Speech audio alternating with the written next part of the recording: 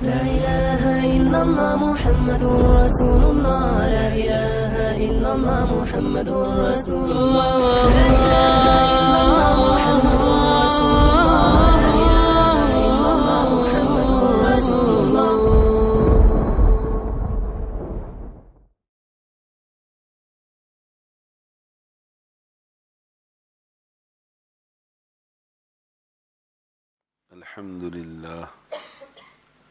الحمد لله نحمده ونستعينه ونستغفره ونؤمن به ونتوكل عليه ونعوذ بالله من شرور أنفسنا ومن سيئات أعمالنا من يهده الله فلا مضل له ومن يضلله فلا هادي له ونشهد أن لا إله إلا الله وحده لا شريك له ونشهد أن سيدنا ونبينا ومولانا محمدا عبده ورسوله صلى الله تعالى عليه وعلى آله وأصحابه وبارك وسلم تسليما كثيرا كثيرا. أما بعد، فأعوذ بالله من الشيطان الرجيم. بسم الله الرحمن الرحيم. وما أمروا إلا ليعبدوا الله مخلصين له الدين. صدق الله مولانا العظيم وصدق رسوله النبي الأمي الكريم ونحن على ذلك لمن الشاهدين والشاكرين والحمد لله رب العالمين. رب اشرح لي صدري ويسر لي أمري واحلل عقدة من لساني يفقه قولي. سبحانك لا علم لنا إلا ما علمتنا إنك أنت العليم الحكيم. اللهم انفعنا بما علمتنا وعلمنا ما ينفعنا وزدنا علما. إن الله وملائكته يصلون على النبي يا أيها الذين آمنوا صلوا عليه وسلموا تسليما. اللهم صل وسلم وبارك على سيدنا ومولانا محمد وعلى آله وأصحابه وأتباعه وأزواجه وذرياته. Allah subhanahu wa ta'ala, through His kindness, has blessed us with a very precious ni'mat, very precious favor, the deen of Islam.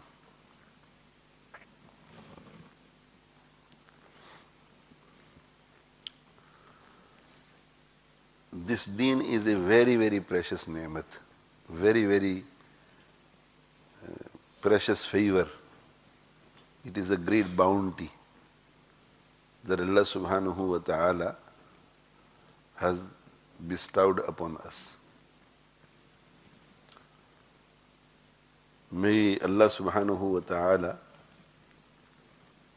grant us the tawfiq to truly appreciate this favor of Allah subhanahu wa ta'ala. May Allah grant us the tawfiq to appreciate all His favors.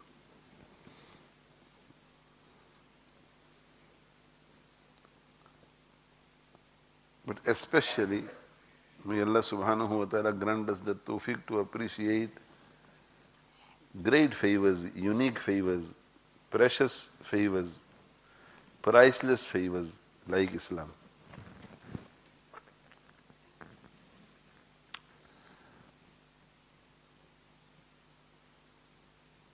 In order to become successful in this world and the hereafter, because this world is controlled by Allah subhanahu wa ta'ala, just like the akhirat will be controlled by Allah subhanahu wa ta'ala. So this world belongs to Allah subhanahu wa ta'ala, the akhirat also belongs to Allah subhanahu wa ta'ala. And Allah subhanahu wa ta'ala is the only true sovereign of both the worlds. So anything that happens in this world, anything that has happened in this world, anything that will happen in this world, or anything that will happen in the hereafter, after we reach the hereafter, it happens only through the will of Allah subhanahu wa ta'ala, only through His permission. Something can only comes into existence if Allah subhanahu wa ta'ala lets it come into existence. So Allah controls this world and the hereafter. Therefore, in order to become successful in this world and successful in the hereafter, we need to make sure that our relationship and our connection with Allah subhanahu wa ta'ala is sound. It is firm. And in order to keep our relationship with Allah subhanahu wa ta'ala sound and firm, we have to follow Deen Islam. Adam alayhi salatu wassalam, when he came into this world, the deen he was given by Allah subhanahu wa ta'ala was Islam. Isa alayhi salatu wassalam, when he came into this world, the deen that was given to Isa alayhi salam was Islam. And all the Anbiya alayhi salatu wassalam who came into this world, they were given this very deen, Islam. Because any Nabi, any Prophet, any Rasul, any messenger who is sent into this world, he is sent into this world to submit his will to the will of Allah subhanahu wa ta'ala. And this is the message he is sent with to his nation, that tell your nation that submit your will to the will of Allah subhanahu wa ta'ala. When Nabi sallallahu alayhi wa alihi wa sallam sent a letter with Dihya al-Kalbi radiyallahu anhu, Sayyiduna Dihya al-Kalbi radiyallahu ta'ala anhu, to Herakl,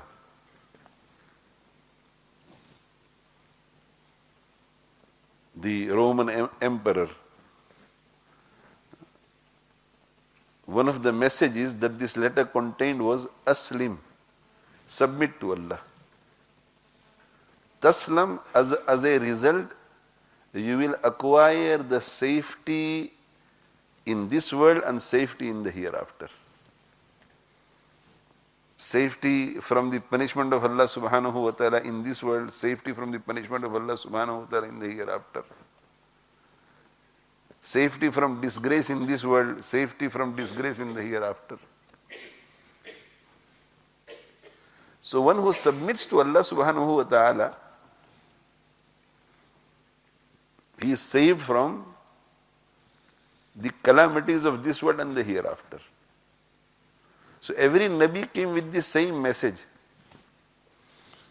Allah instructed him to submit to his will, and through him Allah instructed all the nations to submit to his will, submit to the will of Allah subhanahu wa ta'ala. And Islam is called Islam because the message or the deen that Allah subhanahu wa ta'ala has sent to mankind through various prophets consists of this fundamental instruction: submit. Deen is submission. Do this, do this, do this, do this. That means submit. Don't do this, don't do this, don't do this. Submit. So imagine how precious this nemat is, the nemat of Islam, the deen of Islam. Because this is the deen that was given to all the Anbiya alayhimu salatu wassalam, approximately 124,000. And this is the deen that was given to all the nations that came into this world. And throughout history, as far as the aqaid are concerned, aqaid beliefs, they remain the same. So from the time of Adam alayhi salatu wasalam until today, all the aqaid have always been there. Belief in Allah subhanahu wa ta'ala, belief in the angels, belief in the books, belief in the messengers. During the time of Adam alayhi salatu wasalam, belief in just one prophet, but that was, it was there. Belief in the last day, belief in taqdeer, belief in the resurrection after death. As far as actions are concerned, amal are concerned, they differed. Allah subhanahu wa ta'ala revealed ahkam, He revealed commands. He revealed rules, laws, according to the need of the time. So amal and actions differed, but aqaid remained the same. But this whole package, aqaid and whatever amal the Nabi was sent with aqaid and the amal that Nabi was sent with, this package was given the name Islam. Because in aqaid you submit also. You submit to the belief in Allah, you submit to the belief in the angels, despite not seeing Allah, despite not seeing the angels. You submit. So you submit with your heart and the mind in aqaid. And as far as ibadat are concerned, with the heart and the mind you submit with your body, with action. So every Nabi came into this world with this beautiful deen, Islam. And this deen was completed and perfected upon the advent of our beloved Nabi sallallahu alaihi wasallam. So now, after the advent of our beloved Nabi sallallahu alaihi wasallam until the day of Qiyamah, the aqaid as well as the amal and the ahkam and the instructions and the commands will remain the same also. No new prophet will come. No new prophet with new shariat will come now. Only Isa alayhi salatu wasalam will return. But he is not a new prophet. And when he will return, he will not return with a new shariat, new sets of laws. Nor will he return with his own sharia. When he will return, he will follow the deen, he will follow the set of laws that Nabi sallallahu alaihi wa alihi wasallam has brought. This will remain until the day of Qiyamah now. Our beloved Nabi sallallahu alaihi wa alihi wasallam said, "Law kana Musa hayyan." If Musa was alive today, lama wasiyahu illa ittiba'i. Then he would have had no choice but to follow me. But to follow this deen, this set of laws that I have brought. So it is a great ne'mat of Allah subhanahu wa ta'ala that Allah subhanahu wa ta'ala has given us the understanding of this deen, and He has given us the ability and the courage to wholeheartedly accept this deen, which guarantees success of this world and success of the hereafter. So the first point that I would like to emphasize is that for the success of this world and for the success of the hereafter, there is only one deen, that is Deen Islam. The second point, because success of this world and success of the hereafter lies only in Deen Islam, so it is a very great favor of Allah subhanahu wa ta'ala. It's a unique favor. Because Deen Islam will open the doors of all the other favors. Deen Islam will open the door of the pleasure of Allah subhanahu wa ta'ala. Deen Islam will open the door which will lead us to the nearness of Allah subhanahu wa ta'ala. Deen Islam will open that door through which we will be able to acquire the nearness and the attention of our beloved Nabi sallallahu alayhi wa sallam. Deen-e-Islam is a door through which we will be able to save ourselves from the fire of Jahannam and acquire entry into Jannah forever and ever. Deen-e-Islam is the door as a result of which we will be able to see Allah subhanahu wa ta'ala with our own eyes. Great ne'mat. Great ne'mat. Allahu Akbar. Without this Deen-e-Islam, we cannot be connected to Nabi sallallahu alayhi wa sallam. After the advent of our beloved Nabi sallallahu alayhi wa sallam, the one who embraces Deen-e-Islam, he becomes his ummati. But one who does not embrace this deen, the one who does not embrace this deen, no connection whatsoever with the Sayyidul Mursaleen. So much so that those people who lived in the era of our beloved Nabi sallallahu alayhi wa sallam, who lived in Makkah Mukarramah and Medina Munawwara, who saw Nabi sallallahu alayhi wa sallam, who observed his life, who lived in the same place with Nabi sallallahu alayhi wa sallam for months and years, and who were very closely related to him. No connection with Nabi sallallahu alayhi wa sallam. Why? Because they were unable to embrace Islam. They were unable to enter the door of Islam. Subhanallah, Subhanallah, Subhanallah, Alhamdulillah, Alhamdulillah, Alhamdulillah. Allahu Akbar, Allahu Akbar, Allahu Akbar. Such a great blessing Allah subhanahu wa ta'ala has bestowed us with without any effort on our part. And if there is any effort, if there is a revert who is listening to me, then very little effort in comparison to what this Islam will bring for a person. Whatever sacrifices he gives, it is very little. So this is the second point, that Allah subhanahu wa ta'ala has blessed us with a very, very precious ne'mat. And we need to be grateful to Allah subhanahu wa ta'ala. We need to be grateful to Allah subhanahu wa ta'ala with our hearts and minds. Once daily, once weekly, if not daily, at least once in a while, sit down on your own to focus on this ne'mat. Just to focus on this ne'mat, that I'm so lucky, I'm so fortunate. Despite my being unworthy, despite no effort on my part, Allah subhanahu wa ta'ala has granted me this very, very valuable ne'mat. One of the most valuable ne'mats, Islam. And then verbally say, Allahumma lakal hamdu wa lakal shukr.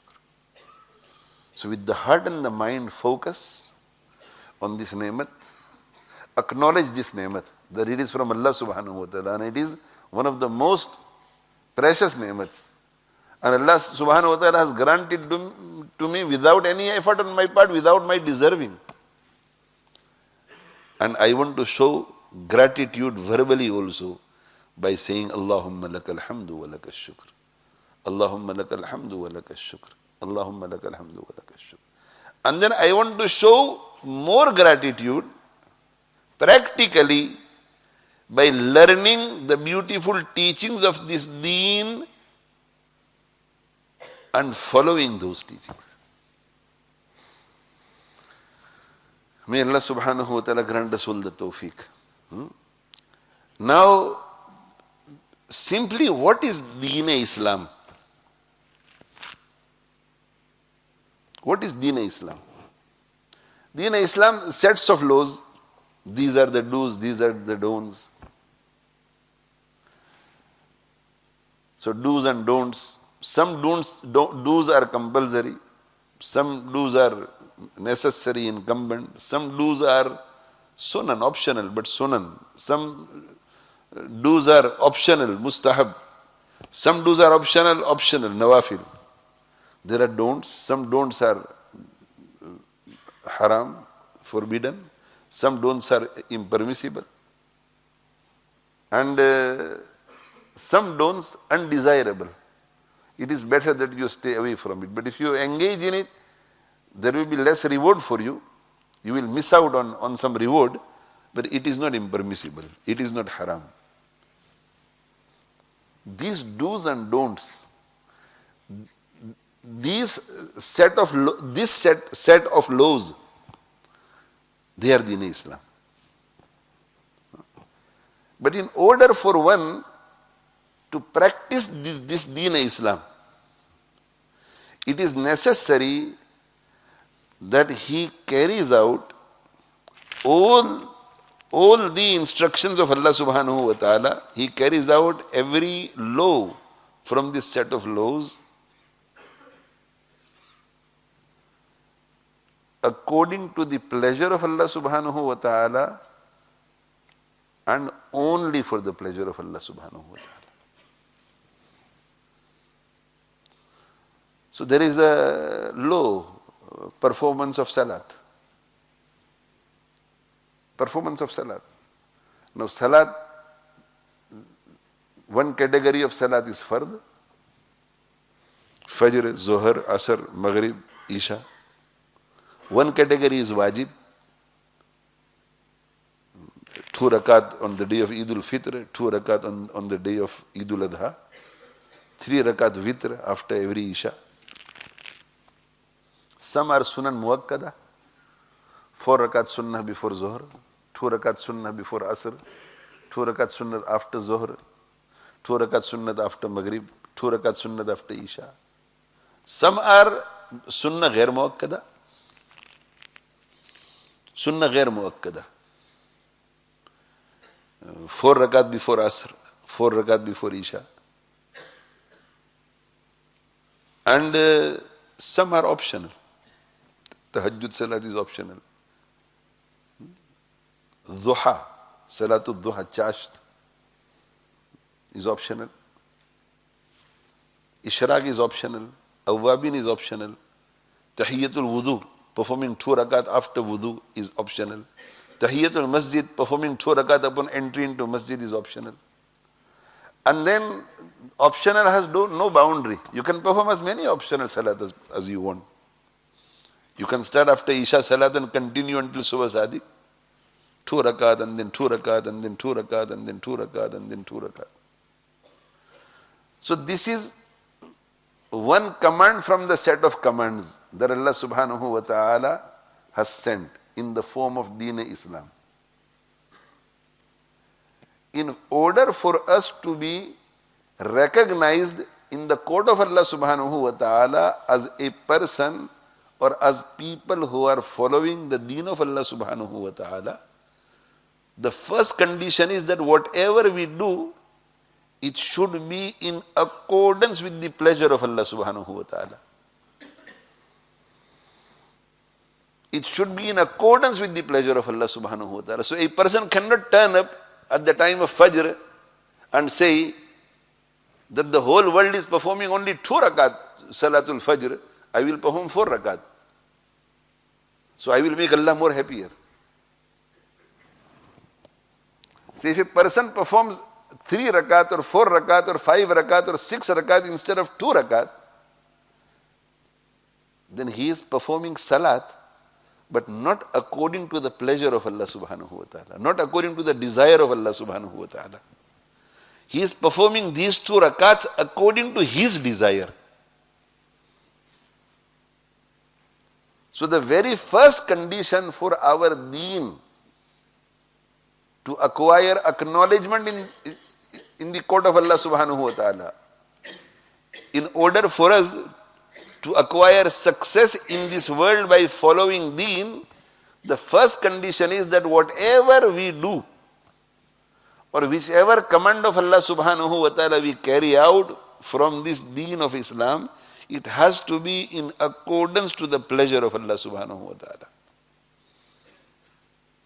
Whether it's salat, whether it's zakat, whether it's fasting, whether it's hajj, whether it's umrah, whether it's tilawat, whatever it may be.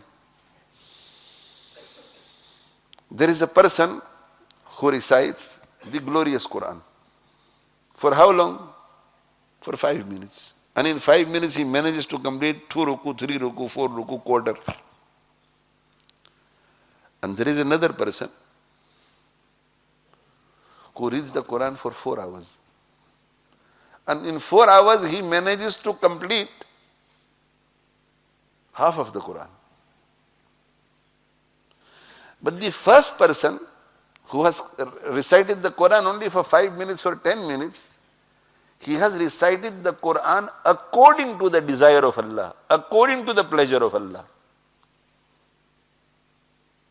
So he recited the Quran with tajweed, and also he touched the Quran in the state of wudu.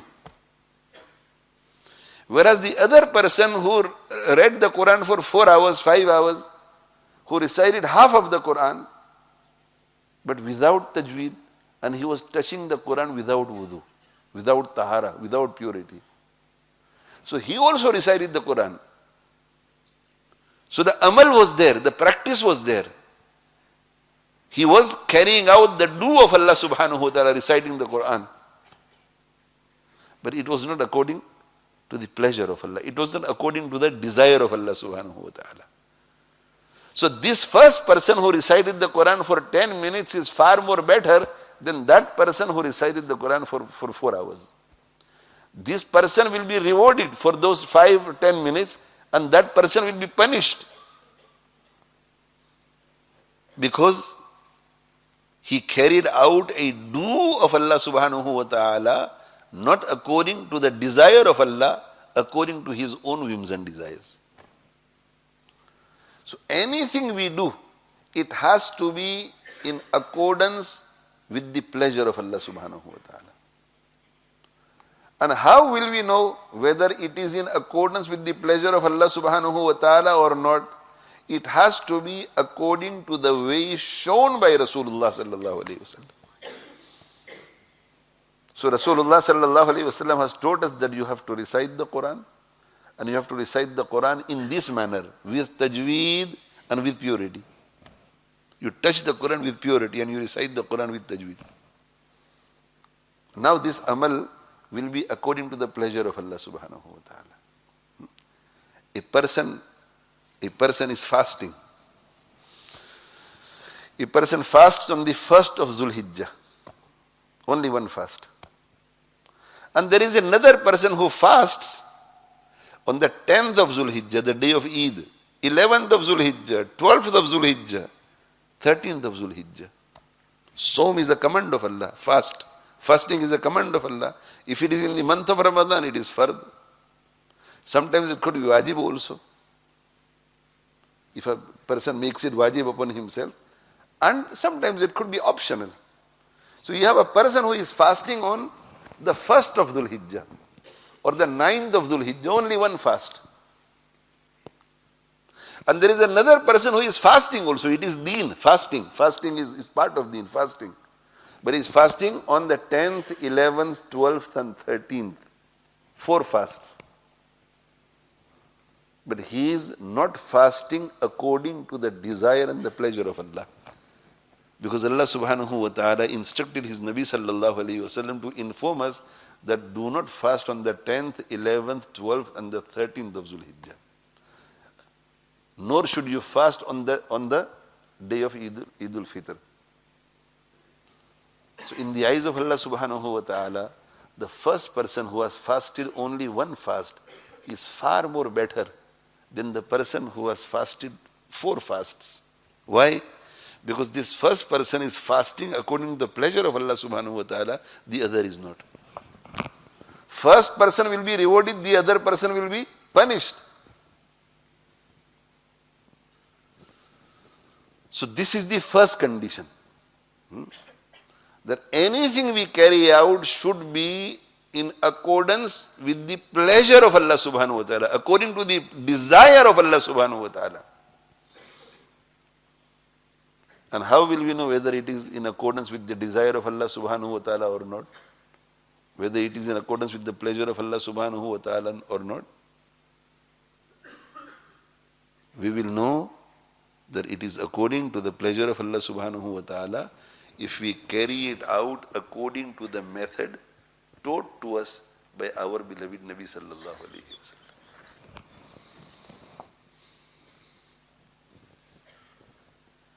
A person was performing nafla salat between Asr and Maghrib.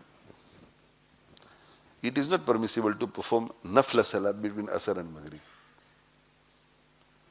It was the time of Ali radiallahu anhu. So Ali radiallahu anhu saw him that he is performing nafla salat between Asr and Maghrib. Lack of knowledge. So Ali radiallahu anhu sent somebody and he said, break his salat. Ask him to stop performing salat. Don't perform salat. So he came to Ali radiallahu anhu and he said, will Allah subhanahu wa ta'ala punish me for performing salat? All those people who carry out innovations, who engage in bid'ah, they all say this. Is what I am doing something bad? Is it something evil? Because those people who engage in bid'ah, who engage in innovation, they carry out good deeds. But they become innovation, they become bid'ah because they are doing it according to their desire, not the desire of Allah subhanahu wa ta'ala. Something that is not compulsory, they make it compulsory. So it is not the desire of Allah subhanahu wa ta'ala that it become compulsory. And because they make something that is not compulsory, they criticize those people who do not engage in that amal. They will attach so many conditions to that ibadat. It should be done like this and like this and like this. It should be done on this very particular day. It should be something that Allah subhanahu wa ta'ala has not instructed. So they also say the same thing. Why are you forbidding us from this good deed, good amal we are carrying out? So the answer to that is that it is a good amal. It is something that Nabi sallallahu alayhi wa sallam had taught, but not for this moment, not the way you are doing it, not with so many other conditions attached. It is just like somebody fasting on the day of Eid and saying, am I doing anything wrong? Am I committing a sin? I am fasting. Fasting is a good thing to do. The whole ummah has stopped fasting after 30 days and I am fasting one day extra. Am I doing anything wrong? So we will say, no, fasting is not anything wrong. But you are fasting according to your desire, not the desire of Allah subhanahu wa ta'ala. So this person also said to Ali radiyallahu anhu that I am performing salat between Asr and Maghrib, but I am performing salat. Am I doing anything wrong? Will Allah subhanahu wa ta'ala question me? Will Allah punish me? Will Allah get unhappy with me? Will Allah throw me in the fire of Jahannam for performing salat? So Ali radiyallahu anhu said, no. Allah will not throw anybody for performing salat. Allah will not throw anybody for performing salat. Allah will not get angry on anybody for performing salat. Allah will not question anybody for performing salat. But Allah will question and punish a person for performing salat according to his pleasure, not according to Allah's pleasure, and not according to the way shown by Nabi sallallahu alaihi wasallam. For that Allah will question you. That why did you perform salat according to your desire, not according to my desire? My desire was that you perform nafla salat, optional salat, out of makruh times. That was my desire. And your desire was that I want to perform nafla salat during makruh time.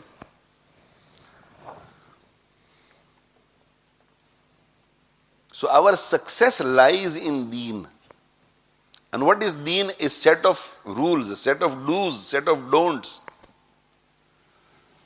And these set of don'ts and these set of do's become deen in its true sense when we carry them out with two conditions. One is according to the pleasure of Allah.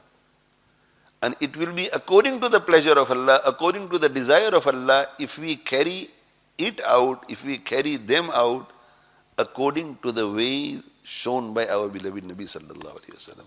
So basically, ittibai sunnat, following the sunnah, the way, the method of our beloved Nabi sallallahu alaihi wasallam. And number two, for the pleasure of Allah. So according to the pleasure of Allah, according to the desire of Allah, and for the pleasure of Allah. So you have a person who is carrying out a deed according to the pleasure of Allah. He is performing 2 rakat sunnah of Fajr, then 2 rakat fard of Fajr. No subtractions, no additions. And he is performing these 4 rakats exactly as Nabi sallallahu alayhi wa sallam had taught. Everything according to the pleasure of Allah. The qiraat is masnoon. He reads in the first rakat of sunnah, قُلْ يَا أَيُّهَا الْكَافِرُونَ لَا أَعْبُدُ مَا تَعْبُدُونَ. It is sunnah to recite in the 2 rakat, in the first rakat of the sunnah of Fajr, قُلْ يَا أَيُّهَا الْكَافِرُونَ. And it is sunnah to recite in the second rakat, قُلْ هُوَ اللَّهُ أَحَدٌ. And then even in the fard salat, he recites the masnoon qiraat. He leads the salat, he recites the masnoon qiraat. Khushu, khuzu, everything according to sunnah, each and every posture according to sunnah. So he carries out each and every amal according to the pleasure of Allah. But he does all this to please people, to get praise from people, that mashallah, look at his salat. Look how particular he is regarding sunnah. So he is performing his Fajr salat according to the pleasure of Allah, but not for the pleasure of Allah. So this will not become part of deen. And if it is not part of deen, then success comes through deen, not something which is not deen. And you have another person who performs 4 rakat. He performs 4 rakat. 2 rakat and 2 rakat. And in these 2 rakat, he recites long Quran as well. Long tilawat. Long surah.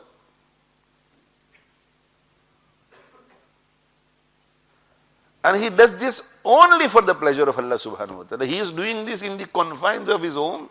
Nobody knows. His wife, children, everybody is out of the home, and he performs wudu. And secretly he performs 4 rakats, long 4 rakats. It takes him 15 minutes to perform 2 rakats and another 15 minutes to perform another 2 rakats.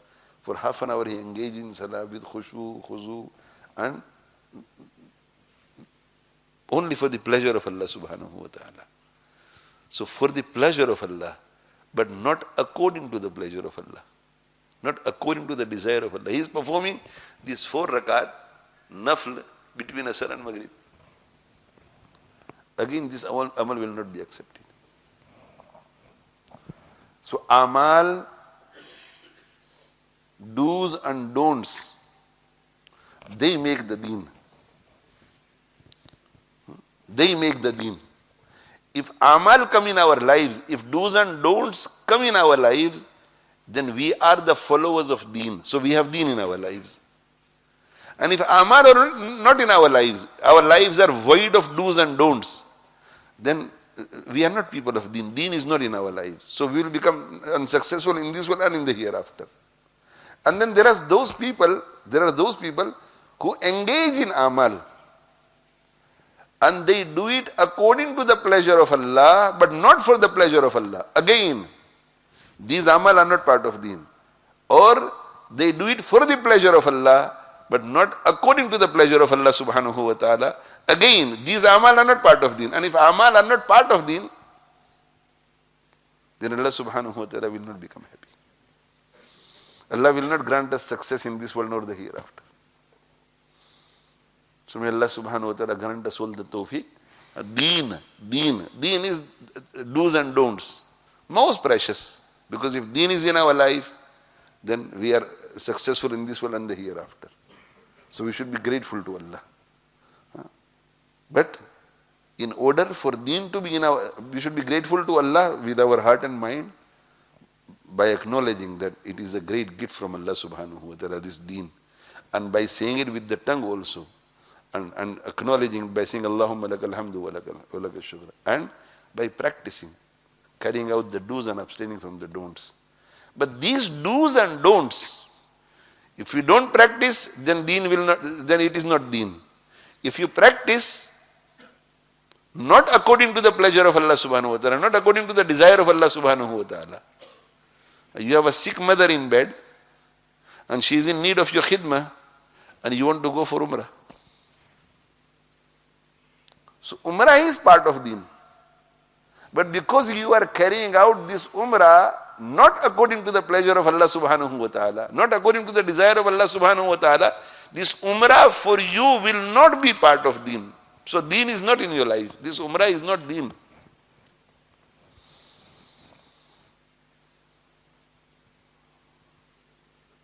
Going for 40 days, 4 months, whilst wife is in need of your assistance at home.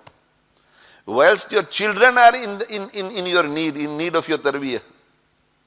Your parents are in need of your khidmah, old people, old parents. It's deen. Da'wah, tabligh, propagation, it's deen. But because you are doing it not according to the pleasure of Allah subhanahu wa ta'ala, this amal of yours for 40 days, 4 months will not be part of deen. A person leaves his home, leaves his hometown, or leaves his country, goes into another country, takes admission in a madrasa to become an alim, a mufti, but without the consent of his parents. The parents are saying, no, don't go. You don't have our permission. Becoming an alim, in majority of the cases, is not farz ain, it is farz kifaya.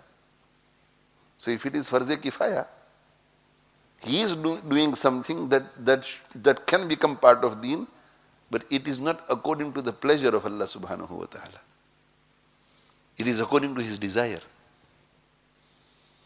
So this amal of his, for 6 years he is staying in a Darul Uloom, 8 years he is staying in a Darul Uloom. He has become an alim, he has become a mufti, but these 6 years, 8 years, it is not part of deen.